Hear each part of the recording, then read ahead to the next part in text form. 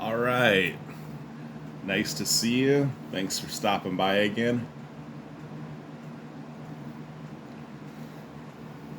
So, this past week, second week of October, it's now Saturday the 9th.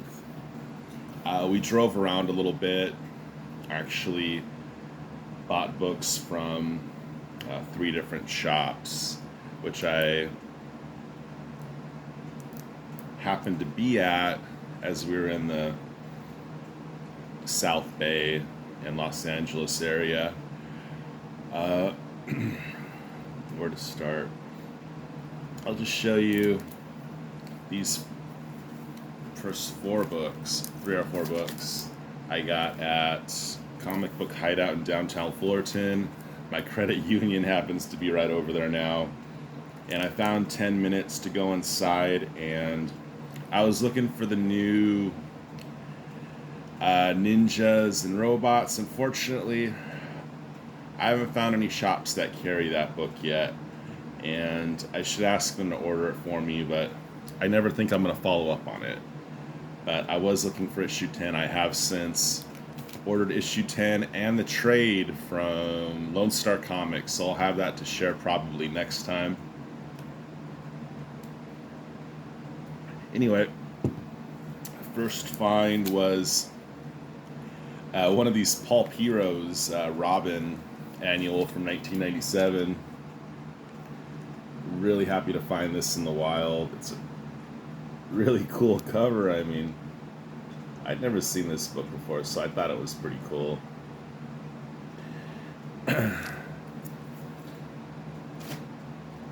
And right in front of it was the Sam Keith annual of a Robin, so picked that one up also.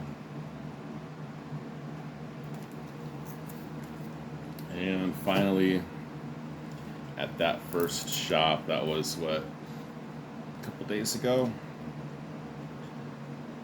I was looking for the Teen Titans annual of the Paul Piros. I was looking for the Starman, the Hitman, the Detective, whichever other ones I'm missing as well. But I saw this Teen Titans, and I just like the cover. Really beautiful. So let me see.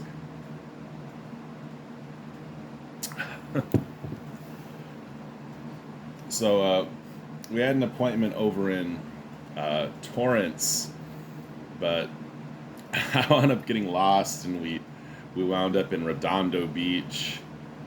And since we were over there, my brother and I, we drove out to Hermosa Beach, and we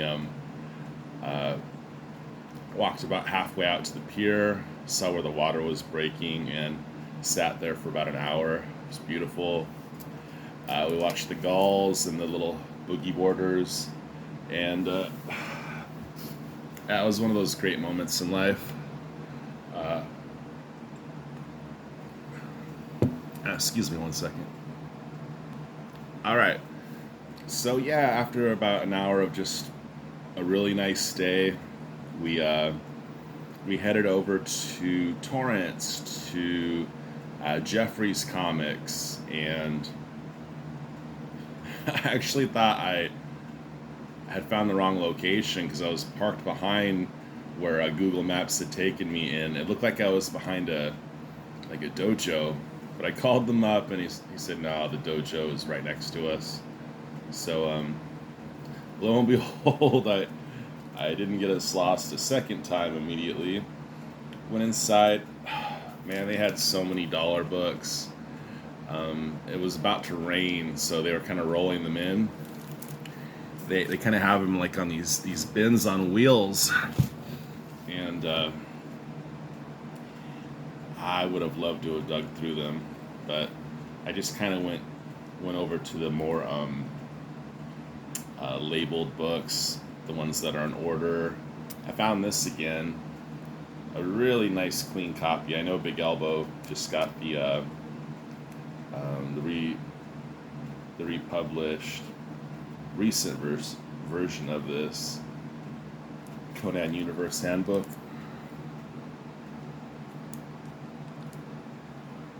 So we have like 2 good copies now. One of them is going to have to be a reader though at some point. So, beautiful. $1.99.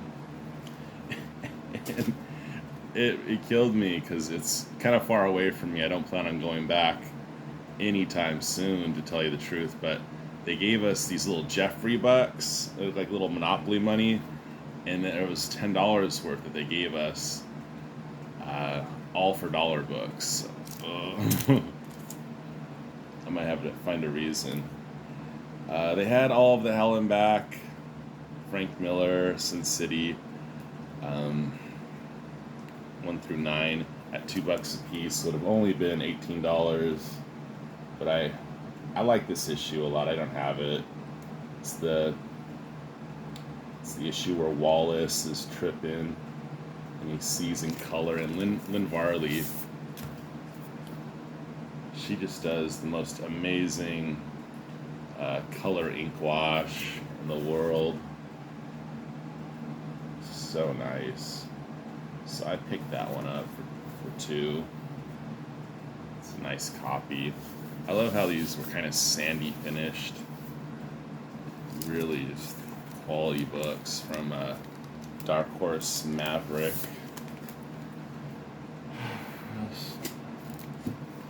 Oh yeah, my brother got a trade of Berserker. I know Rod, your buddy Rod at Dr. Silver Age has really been enjoying Berserker. So my brother picked that up.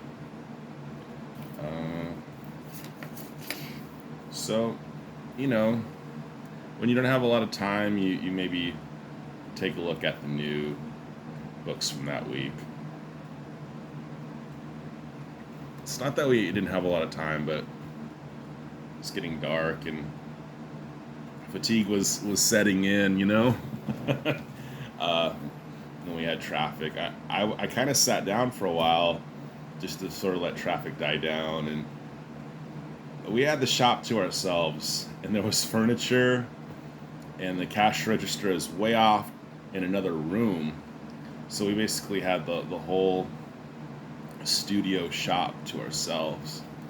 But we were kicking back on the sofas. I was in one of those chairs that looks like a palm of a hand, and my brother was in one of these really low, sunken, comfy den chairs, and we just all right, we live here now. And that was when actually I spotted the Berserker trade. It was like I didn't even reach all the way over. It was just right there. I showed it to him, and he's like, "Oh yeah, this looks cool," and we got it. While I was right there by the new stuff, I finally got a Mike Perkins cover of this Swamp Thing run, the Swamp Thing Book 8. It's one of my favorite books right now. I believe I have 1 through 8.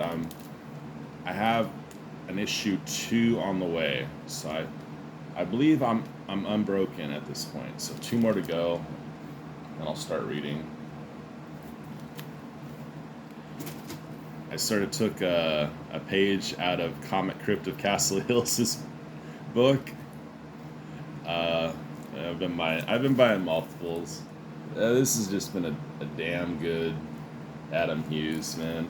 Those fish nets have so much dimension on them, and he just really killed it on the Black Canary this time. So good for him, man. That's a great cover. I don't even really, whatever's going on with, the thugs surrounding her, that's all well and good. We all know what the central figure is, though. Of the 4 shops that I visited, I only saw 1 copy of this, and these must have been selling out really quick. When I first saw an image of this, I sent a screen cap or something to my brother and Kyle Rowe immediately, and they were like, "Yeah, you're gonna get it." So I have another one on the way, but I'm really glad. I don't mind having two of this. That is a classy problem. All right, all right. So I caved on this one. I sort of jived Comic Crypt a little bit, and I told him, "Yeah, this cover, it's good, but they obscure the best part with the smoking gun." But you know what? In person, it's a really nice looking cover. You know, you can't always tell from the previews, catalog, pre-orders from the covers on the paper, and the images on eBay aren't that great. But I like the cover up front. It's even better like from a distance, you know? You gotta kind of see it. The effect is better when it's got a little bit of more of a blend when your eyes are actually contributing to the effect. It's slightly blurry, but when it all comes together, it creates a very realistic effect in a way.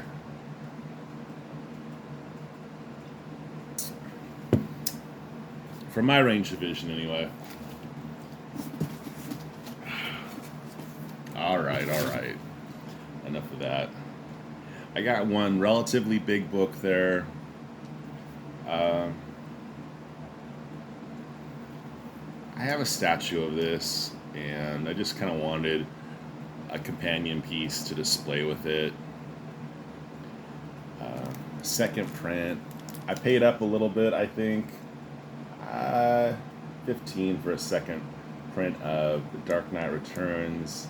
Issue 2 is probably bumping it up from retail, but it's a nice clean copy. I was there, I had had a great day, I was feeling it, so I picked it up. It's got great color. That Lynn Varley, man. But yeah, I feel pretty good about it. I don't mind it. It was there and it looked good. It was in a Mylar. So that was that. I still couldn't find ninjas and robots. I even asked them, I'm like, it's from Keenspot, and they just don't carry it. Maybe I'm kind of spreading the word though, just by bringing it up. All right. So yeah, we were by LAX, and Comic Bug is in Manhattan Beach. So I wanted to go there. Hadn't been there in a couple of years. Another place I like, they have a sofa, you can lounge, you can take a break, which is great for me, you know.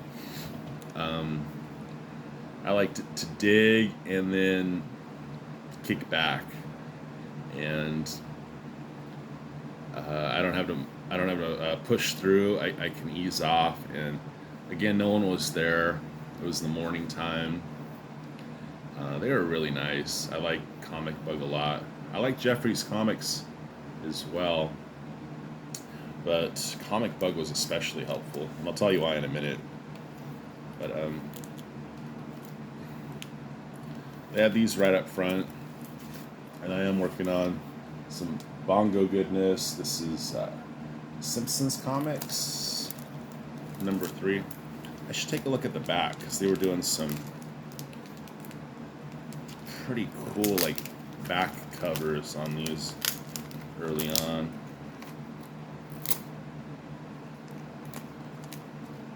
This was from a day where it looked like rain, so ducking out for a little while was cool too. Let's see, we got anything on the back? Oh yeah, we do. Yeah, that's great. Looks like a Krusty the Clown, Nick Fury, Agent of S.H.I.E.L.D. kind of deal. Actually, that might be my way of displaying it. See, I'd never seen that image before, and that's great. I mean, this I've seen a lot. This, I knew exactly what it was. Practically have that image burnt to my mind with Lisa. The cool thing I like about it is the C and the O in comics kind of gives Nelson Muntz spectacles. But yeah, you got Lisa with the looking glass. Oh, yeah. But yeah, this Krusty the Clown. Krusty H and the Clown is going to be my new preferred way of displaying. I hadn't had this in a long time. Jeepers, my sidekick Fallout Boy is a dirty hippie. Oh no. Yeah. I can smell the patchouli from here.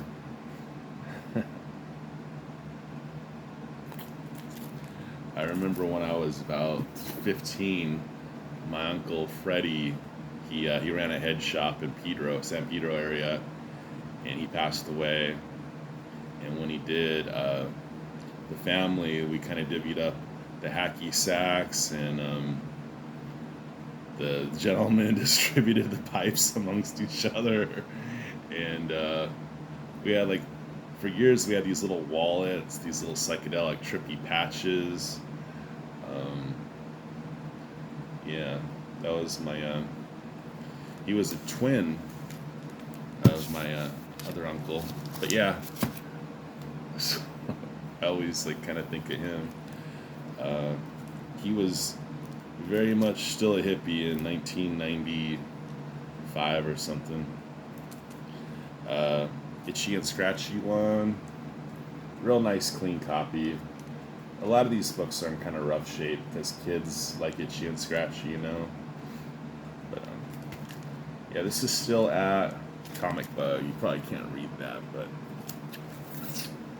great shot. And I know Big Elbow, Doug digging at Comic Bug around his birthday. So cheers to Lee, the newlywed. Many happy years, my good friend. These books are getting harder and harder to come by. Anything from the Sandman run, I can't find them. I'm looking for issue 18. I just want a floppy of Dream of a Thousand Cats, but this is the famous Mike Allred issue when Karen Berger turned him down to work on the Sandman earlier on in the run, like probably 3.5, 4 years prior to this. She told him he wasn't ready, it broke his heart, but by the time he got to this phase in his career, not only was he ready, but he absolutely just knocks it out of the park. It's a story of Prez, P-R-E-Z, kid president, and it's a very optimistic Sandman story. And at this point, Allred had done some Madman. He was figuring out his brushwork, his thick line, pop art style. And yeah, this was the one thing we got from him on that Sandman run, which is a shame because I know Neil Gaiman actually wanted him to illustrate early on, but Karen Berger said no dice, Jim Rice.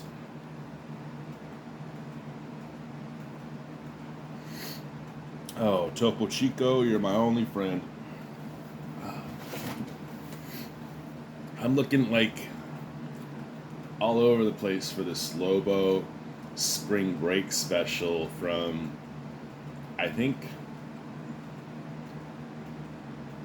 94 maybe, or 97. It's got a Jim Balent art. I'm a sucker for Balent, but I found this Kevin O'Neill cover to Lobo convention special. I scooped that up. And this was why Comic Bug stood out to me so much. So I saw this book. There was a box of new arrivals. Maybe they just got a collection. And I saw this book, and I had a vague idea of what it was because my brother, he had told me of, I guess, of the Russian Superman, and he told me of this story also, Superman under a yellow sun. And from what I remember of him explaining it to me, it almost sounded kind of like Clark Kent becomes like Kane from Kung Fu, just walks the world, getting into adventures. But maybe it's a little different from that. It sounded like when I asked the Comic Bug employee, can you tell me what this book is? He actually looked it up and he said, it sounds to me like from what he read, he told me it's just sort of Clark Kent wanting to experience sort of being a regular person, having hobbies, interactions. That might not be what it turns out to be exactly. I think this probably was the story my brother was talking about. I'm paraphrasing everything because I don't remember. It wasn't a pitch, and I wasn't being sold on it. I was just kind of getting the gist of it. But it sounds cool, So, and the guy assisted me, and I appreciated it, This one right here is the last book that I paid more than $1 for. The rest of these, except for the wall books, were, by wall books I mean new releases, were $1. But this one, I did 3 on. It's in nice shape, and it's a just, I love Marvel Comics Presents. This could have easily been $1 book, but for whatever reason they had it priced at a little bit more of a premium.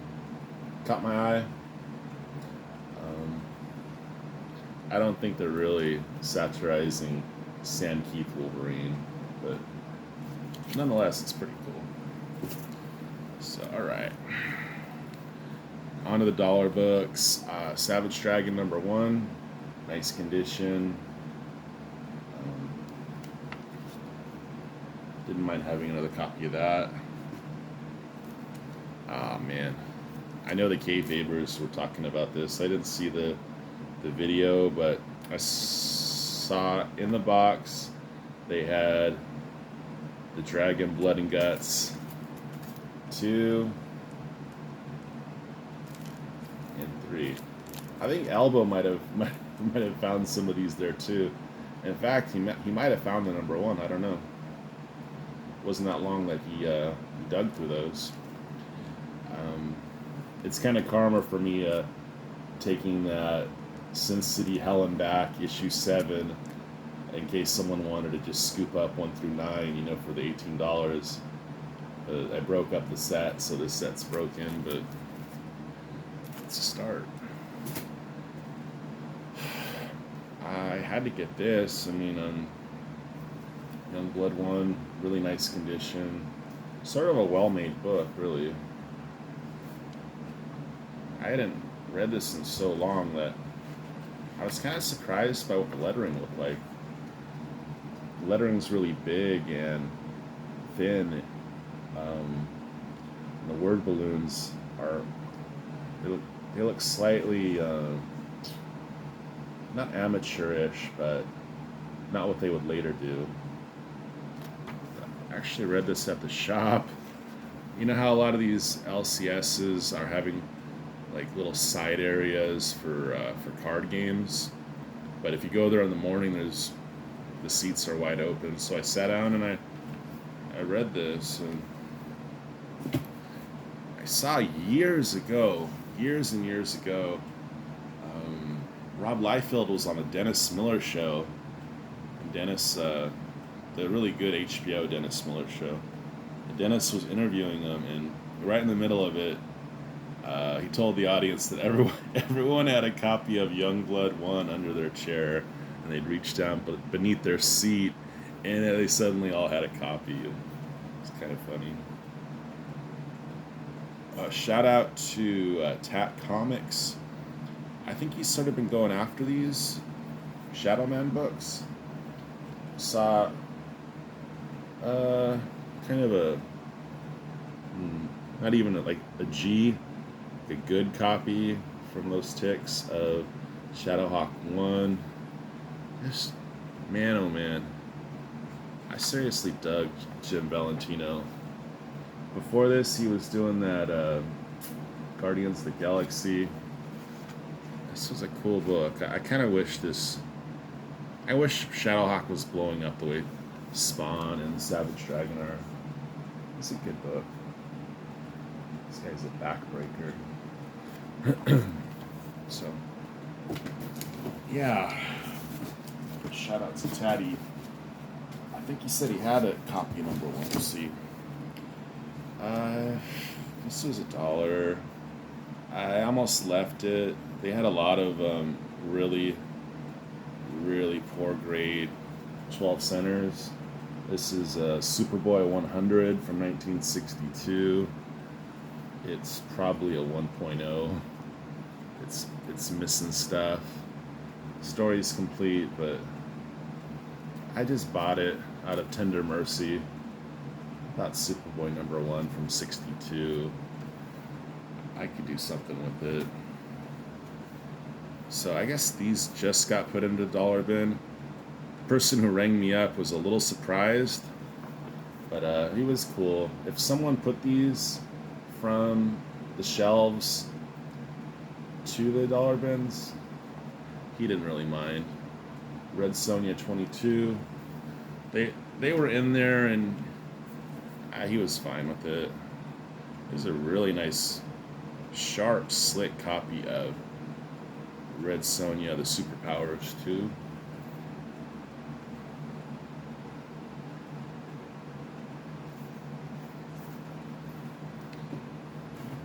Dejathoris 10.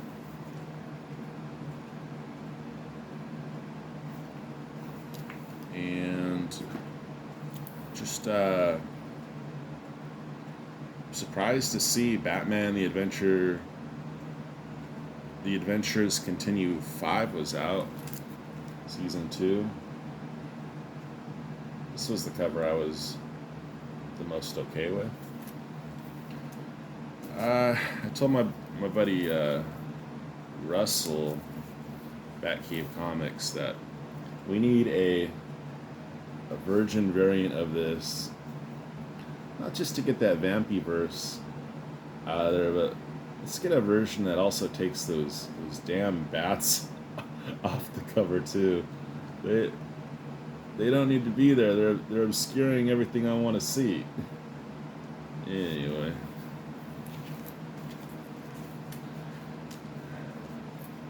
Another good Adam Hughes. A little simple, but I picked up a TMNT 112V cover. I have a thing about tree frogs, little poison dart frogs, and Kevin Eastman.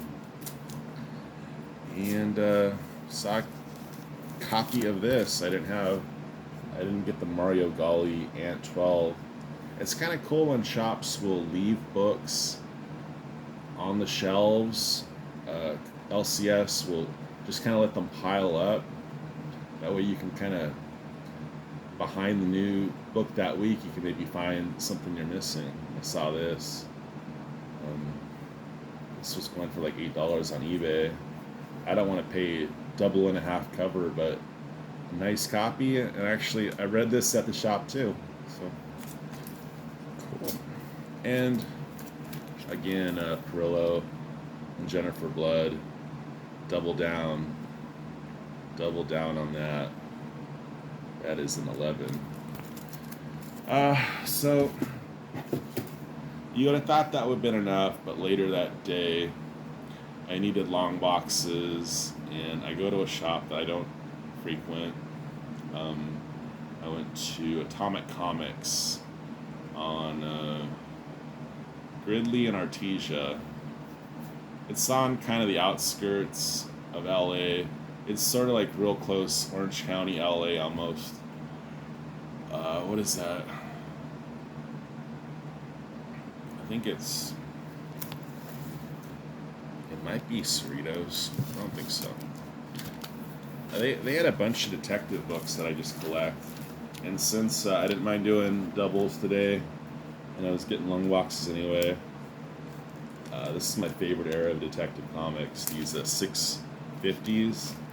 So I got a Kelly Jones 651, 652, 652, 652, 653, 653, 653, 54, 54, 55, 55, 56, and 658, 659.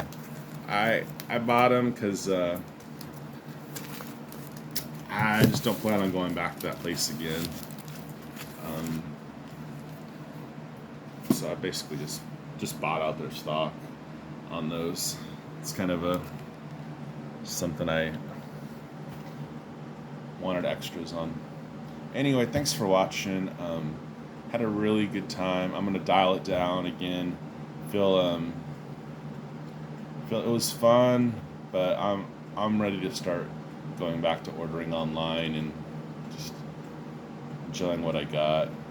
I don't plan on being in those faraway areas, and I have so much stuff on back order right now. Just want to be grateful for that. But it was great hanging out with my brother. I'll show you one little thing I also got at Comic Bug in a second. But yeah, I could see why people were upset when they couldn't go to the beach for a while when they were all closed. But it was really special because I don't go that often anyway. I got one more thing to show, and I'll wrap it up. Be right back. All right, so behind the register at the Comic Bug from Smitty Playsets. I have this cool set of No Doubt. We got them all right here. Tom Dumont. We got Gabriel. We got Gwen, Adrian Young, Tony Cannell, and Stephen Bradley. They make these for Metallica, Powerman 5000, Limp Bizkit, and I think they also do one of, if I didn't say Kiss, but it comes with like this whole setup, all the instruments. It was just, in California and that time, Scott was all over the place, and it was a fun time. I mean, seeing that kind of set me back. It set me back some money, but it sent me back to a time, so it was worth it. Yeah, it's kind of heavy too, so I'm just gonna keep it as is. I'm not gonna break out the band. Anyway, that was it. Thanks for watching. I have some other stuff on back order. Yeah, that Ninjas and Robots will be here. Just some crazy stuff that I've had on back order for so long. It's gonna finally get here, and I'll share it. All right, thanks for watching. Take care, and I guess I'll load this sometime before Thanksgiving. Right now it's only the second week of October, but I got so much stuff preloaded. You'll see. Anyway, I'm talking like a month and a half down the road, or I'm talking to you from 40 days ago if you're watching this. All right. You didn't need to know that. Take care.